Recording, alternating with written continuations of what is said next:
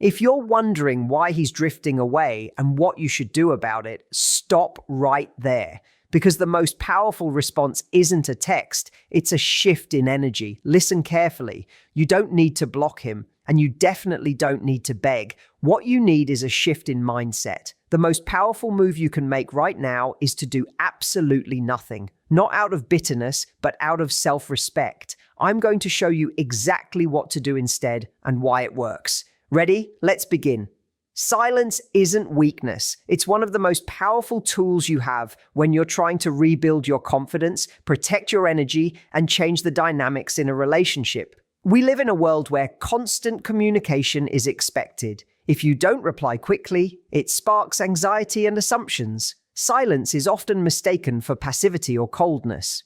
But here's the truth. When someone starts pulling away, playing games, or not showing up for you the way they should, the worst thing you can do is keep reaching out. Silence in this scenario isn't manipulation, it's self-respect. When you stop texting first, you're not just holding back your thumbs. You're reclaiming your emotional space. You're saying, I'm not going to keep investing in someone who won't meet me halfway. And even though it might feel uncomfortable, that is a power move. That is you taking control of your story, instead of letting someone else shape how you feel about yourself. The moment you choose silence over chasing is when you start breaking the cycle of emotional dependency, because that's what it is. Every time you text hoping for a reply or some form of validation, you're reinforcing the belief that your worth depends on someone else's attention, but it doesn't. Silence brings clarity. It makes both of you sit with the truth. It gives them the space to wonder, to notice your absence, to reflect, because they're no longer constantly exposed to your presence. And it gives you space too, to breathe, to reflect, to ask what you truly want, and to build emotional discipline. Most people don't realize how much energy they're spending checking their phones for someone who barely responds, analyzing every message or silence. It's exhausting.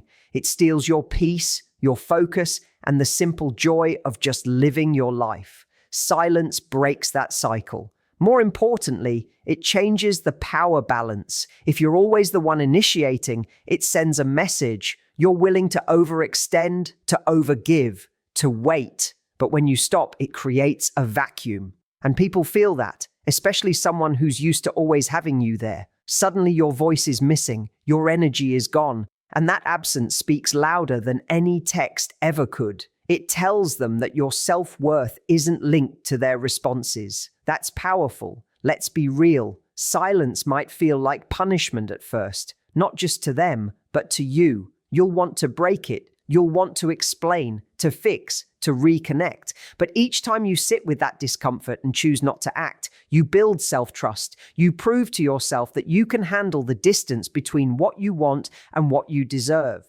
You're not being passive, you're being intentional. You're releasing the need to control how someone else shows up. And instead, you're reclaiming control over how you show up for yourself. Silence doesn't scream.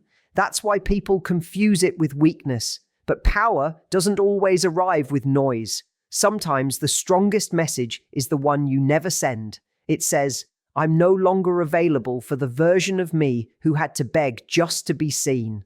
That's not cold, that's not dramatic, that's healing, that's growth. And when you start moving from that place of strength, everything starts to shift, especially how people treat you. Your energy is a mirror. The way you carry yourself, speak, and treat yourself teaches others how to treat you. You model what's acceptable by what you tolerate and allow. When you constantly chase, overextend, or mold yourself just to be chosen, you're sending a message, one that says, I don't believe I'm enough on my own. People pick up on that. Not always because they want to hurt you, but because your energy signals that they don't need to step up. When you operate from a place of insecurity or desperation, it creates an imbalance. That energy is felt, even if it's not spoken aloud. What you project emotionally gets reflected back to you. If you move through relationships filled with anxiety, waiting for texts, decoding mixed signals, fearing abandonment, you give off an energy of doubt and fear, and that pushes people away. Not because you're unlovable, but because you're communicating that you don't think you're worthy. But when you show up calm, steady, and secure, even in silence, you send a completely different signal, one that says, I'm okay either way. I'm not chasing, I'm not begging, I'm not performing for love. I accept myself. And confidence, true grounded confidence, draws people in. Not because it's loud or flashy, but because it's stable. It feels safe. When your energy is built on self-respect, everything shifts. You stop needing to explain yourself, to over-communicate, or to desperately keep someone's attention.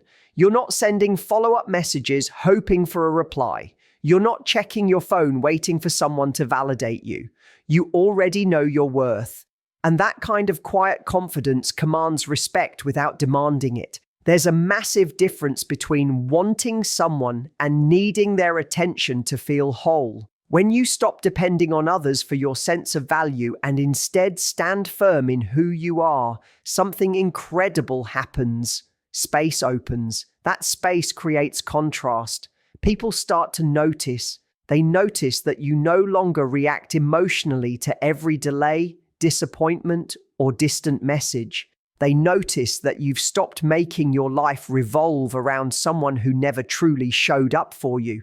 And that's when the shift begins. It's usually in your absence that people recognize your presence.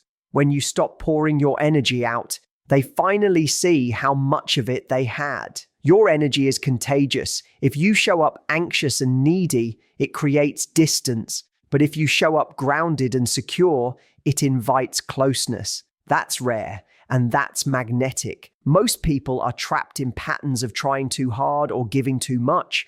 When you break that pattern, when you remain still, grounded, and firm in your self-worth, it changes everything. You no longer need to say a word. Your energy does the talking. And this doesn't just apply to romantic relationships. It shows up everywhere, with friends, family, co-workers. Every connection in your life mirrors the energy you bring. So ask yourself, what are you radiating? Confidence or insecurity? Calm or chaos? Assurance or desperation? Because whatever you're giving off is exactly what you'll keep getting back. And when you stop trying to make someone care and instead start showing care for yourself, your energy rises, and people feel that rise. Some will be drawn to it. Others will feel unsettled because the version of you they were used to, the always available, always reliable version, is gone. But either way, it's a mirror. And once you understand that your energy reflects who you are, you'll stop chasing people and start attracting alignment. You'll realize that love was never something you had to chase. You just had to become it. Stop playing emotional ping pong. Every time you react to someone's inconsistency, a delayed reply, a vague message, emotional distance, you're stepping back into a cycle that drains you. And let's be honest, it's exhausting. You text, they vanish. You pull back, they reappear. You try to talk, they shut down. And the cycle continues. That's not connection. That's a loop of false hope and short-term validation that keeps you emotionally stuck. Worse, it conditions your nervous system to associate love with anxiety, unpredictability, and confusion. But that isn't love. That's emotional chaos. And the only way to stop playing the game is to put the paddle down and walk away. Every time you respond out of fear or frustration, you feed the imbalance. You teach yourself to accept crumbs. You believe that maybe this time it'll be different. Maybe if you say the right thing, text at the right time, or keep things peaceful, they'll finally see you. But here's the truth. Real love isn't hard to read. It doesn't make you guess. It doesn't come with disclaimers or leave you in the dark. When someone truly values you, you don't have to work overtime for clarity. Love isn't a riddle. When someone is serious, they're consistent. They respect your time, your emotions, your presence. And if you're always second-guessing yourself, analyzing what they really meant, or feeling unsettled, you're not in a healthy relationship. You're trapped in an emotional maze. You need to understand that your reaction gives them power, not just over the moment, but over your self-worth. Every time you respond to breadcrumb behavior, you confirm that their inconsistency is enough to keep you hooked. And your peace? You've handed it over. If they take hours to reply and you respond instantly, you're sending a message. My attention isn't earned, it's expected. If they disappear and return like nothing happened, and you welcome them back without a boundary, you're saying, you can treat me however you want. I'll still be here. Walking away doesn't mean you don't care. It means you care about yourself enough to stop entertaining what hurts, confuses, or belittles you. You don't need the last word. You don't have to explain why you're stepping back. And you definitely don't need closure from someone who never gave you clarity. What you need is space. Space to reset, space to breathe, space to remember who you were before your self-worth became tied to someone's sporadic attention.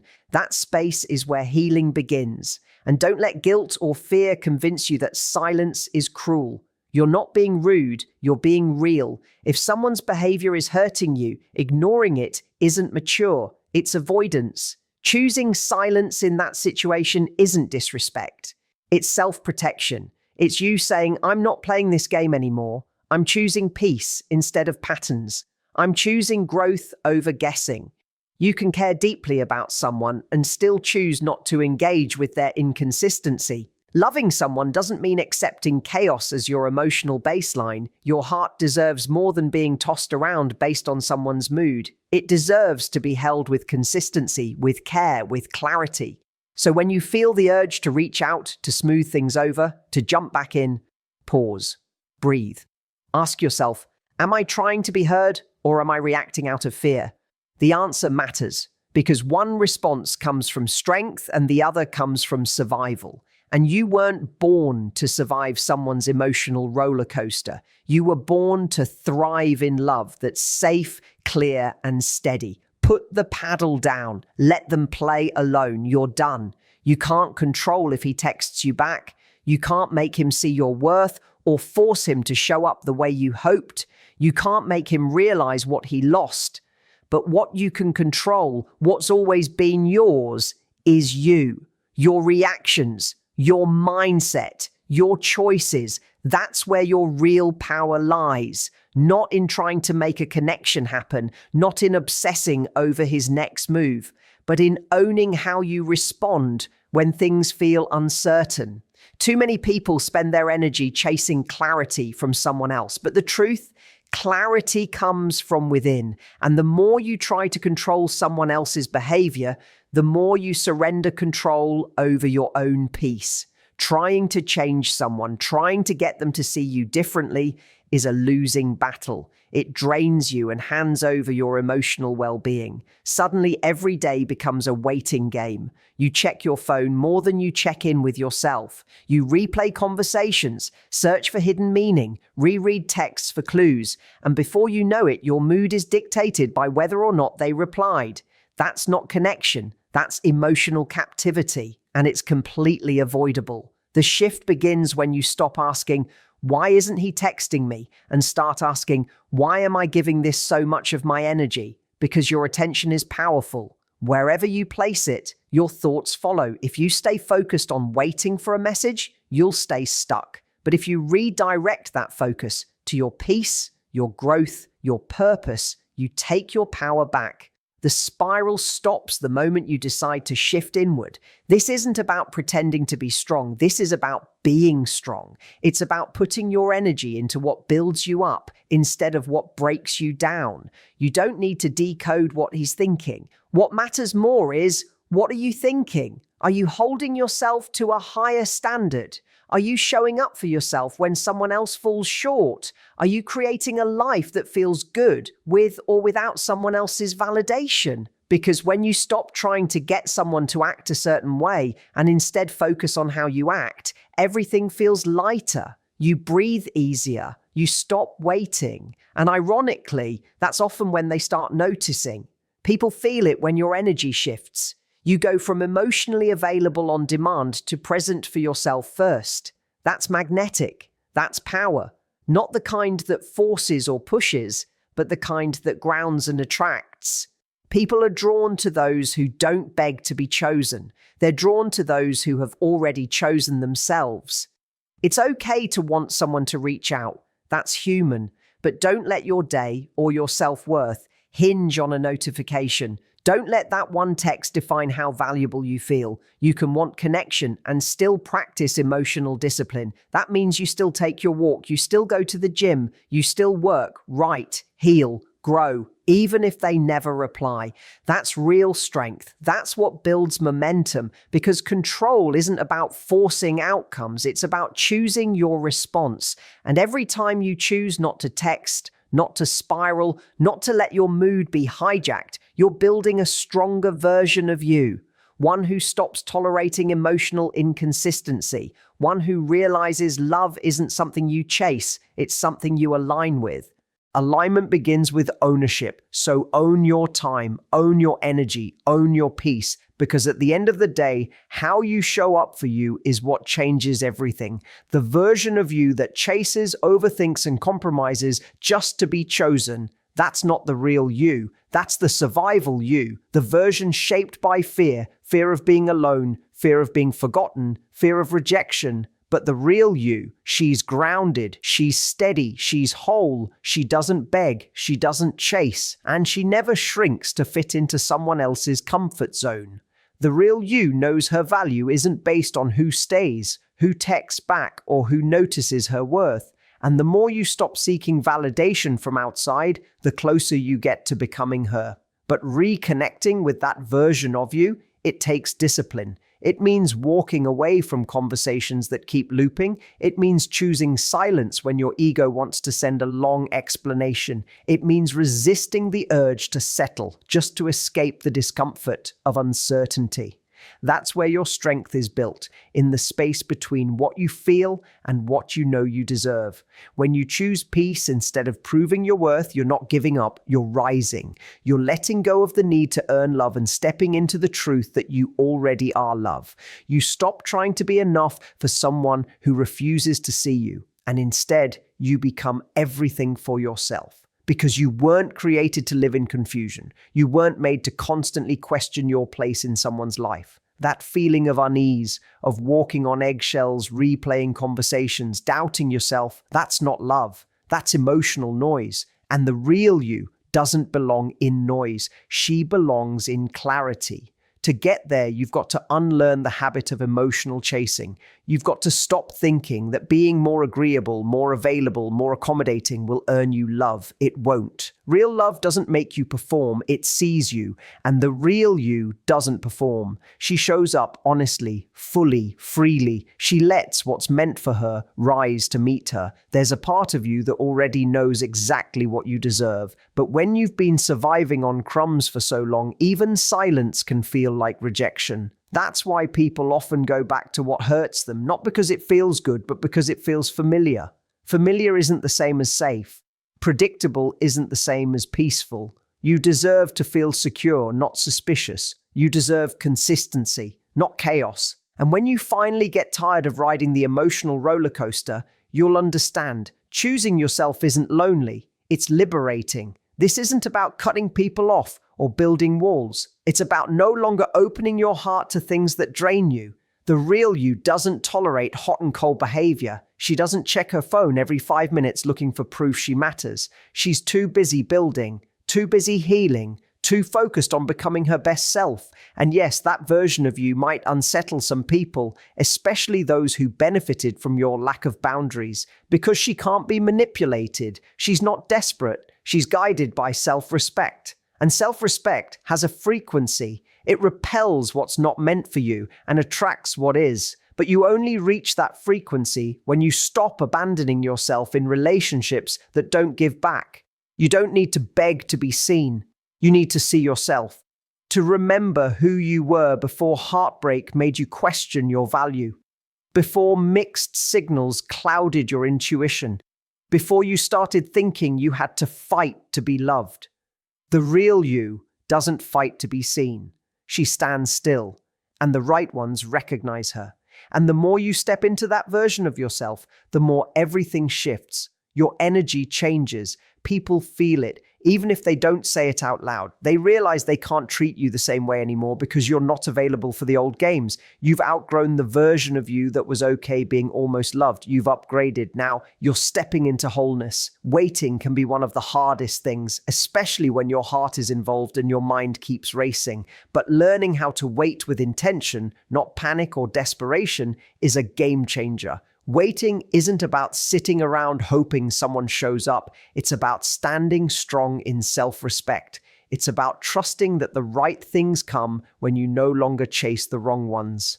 Instead of begging for attention or forcing a connection, you hold your ground. And in doing so, you grow. A lot of people confuse waiting with weakness, but waiting with self-awareness takes more courage than chasing. It means you're willing to trust in your worth, your timing, and your boundaries even when the outcome is unclear. Waiting is faith. Faith in yourself, in your growth, in the truth that what's meant for you won't pass you by. Your value isn't tied to a fast reply or instant validation. It's in the consistent way you honor yourself. And when you choose to wait with strength, you're not pretending to be okay. You're not ignoring your feelings. You're just choosing not to let those feelings control you. There's a big difference between patience and passivity. Patience means holding space for possibility without sacrificing your peace. It means staying rooted in your truth instead of refreshing your phone and spiraling over silence. It means choosing your focus wisely on your healing, your goals, your peace. That kind of waiting builds resilience. It teaches you to be comfortable with the unknown. You stop reacting to every text or lack thereof and start responding with calm and clarity. This is how you break the cycle. This is how you evolve. Silence and space carry their own quiet power. When you stop trying to fill the void with texts, explanations, or overreaching, you create room. Room for understanding, room for perspective, room for the other person to feel the weight of your absence. Sometimes, space is what makes someone finally see your value. But even more important, waiting with intention means you're not available for anything less than respect. You're not compromising just because you're craving connection. This kind of waiting takes emotional discipline, and that discipline is the backbone of real maturity. It's easy to want something. It's harder to wait for it the right way. But when you do, you prove to yourself that your peace matters more than temporary comfort. You stop settling for crumbs. You stop explaining yourself to people who never truly listened. You start hearing your own voice again and trusting it. You tune into your intuition. You raise your standards. You let go of people who don't prioritize you. And in doing so, you make room for those who will. You stop seeing waiting as holding on. Instead, you start seeing it as letting go of what no longer fits. And when you do move forward, whether it's reconnecting, letting go, or starting fresh, you do it with clarity, with confidence. You're not reacting anymore. You're choosing. That's when love becomes real. That's when connection becomes mutual. Because now it's built on respect, not fear, on truth, not tension, on presence, not panic. Waiting isn't easy, but it's a radical act of self-love. It transforms how you move, how you think, how you love. It shifts your energy from grasping to growing, from clinging to trusting, from chaos to calm. And that shift, it changes everything. As you step away from chasing and start standing firmly in your peace, never forget, your worth isn't up for negotiation. You don't need to perform, to prove, or to plead. You only need to remember who you are and show up as her, fully. Because when you do that, when you hold your boundaries with grace and stay grounded in your truth, you don't just wait. You rise,